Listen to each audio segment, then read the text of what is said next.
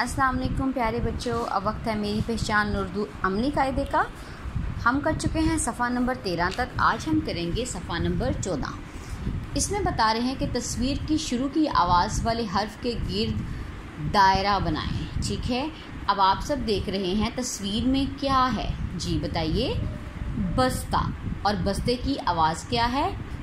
बस्ता। आप खुद बताएं। ब। इस तरह से ब के गिर्द दायरा लगाया है।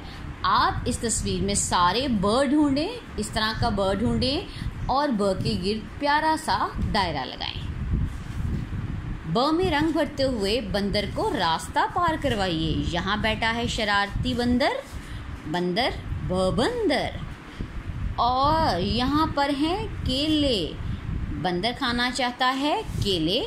अब आपने उसको रास्ता देना है। कुछ पत्थरों के ऊपर ब है, कुछ पे आ और कुछ पे अ।